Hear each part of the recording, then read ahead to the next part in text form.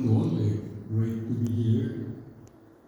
Let me start by saying that I am Juan Restrepo, the Director General of the Alliance of Bioversity International and CIF, two city centers that came together as one functional entity more than 6 years ago.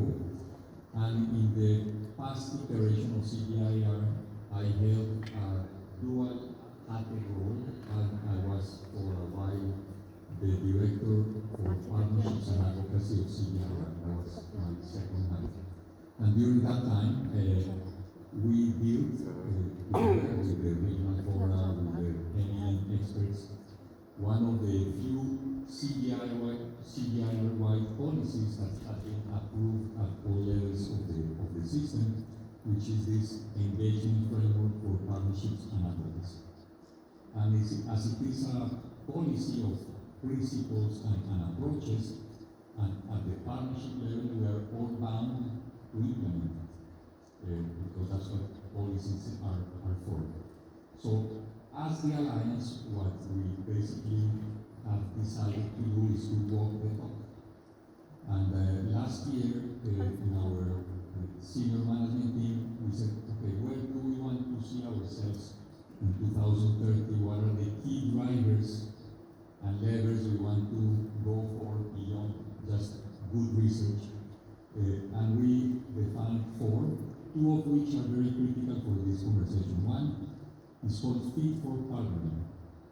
And Fit for Partnering is basically defining the trainings, the tools, the systems, the intelligence, the structural skills within our organigram to make sure we account for our partnering, and we learn and we move towards meeting those principles of the engagement framework.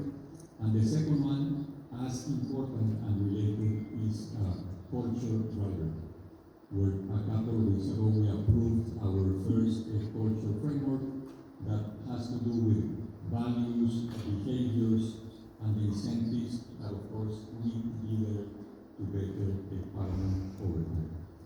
We see that, of course, history has been around GFAiR and NARS engagement. We need to look beyond.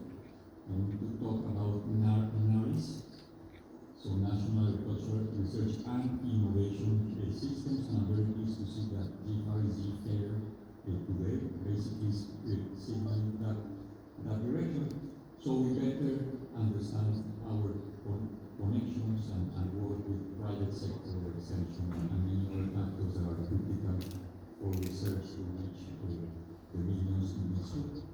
And the whole objective of this is to better embed ourselves in the Alliance, and of course keeping all the city system over time in agricultural innovation ecosystems.